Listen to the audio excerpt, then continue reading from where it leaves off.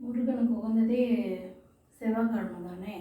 இப்படி காமிச்சிட்டு விளக்கு காமிச்சிட்டு முருகர் படத்துக்கு காமிச்சிட்டு பத்தியை பொருத்தி வச்சுடுங்க. அப்புறம் இருங்க, நான் தேங்காய் உடைச்சிட்டு வந்துடுறேன்.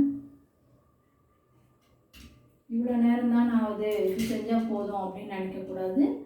செய்கிறத நம்ம கரெக்டாக செய்யணும். அப்போ தான் நம்மளுக்கு அதுக்கு உண்டான பலன் கிடைக்கும். இது போதும் அது போதும் அப்படின்னு நினச்சோம்னா அது நம்ம செய்கிறதே பிரயோஜனம் இல்லாமல் போயிடும்.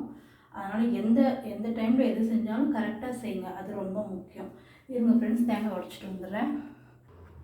பாருங்கள் ஃப்ரெண்ட்ஸ், தேங்காய் உடைச்சிட்டு வந்துட்டேன். பாருங்கள், வெத்தலை பாக்கு பழம் இங்கே வச்சுருக்கிறேன், தெரியுது அவங்களுக்கு, இங்கே வச்சுருக்கிறேன்.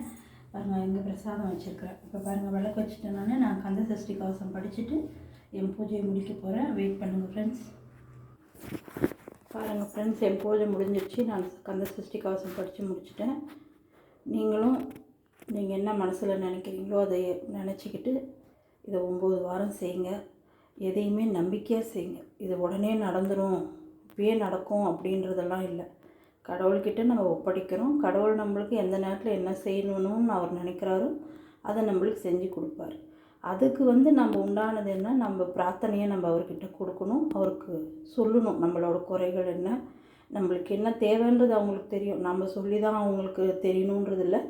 இருந்தாலும் ஒரு தாய்கிட்ட குழந்தை அழுதால் தானே பால் குடிக்கும். அது மாதிரி நம்மளுக்கு என்ன தேவைன்றது அவங்களுக்கு சொல்லி நம்ம மனசார வேண்டிக்கிட்டோம்னா எல்லாம் நல்ல முறையாக நடத்தி வைப்பாங்க. நம்பிக்கையோடு செய்யுங்க.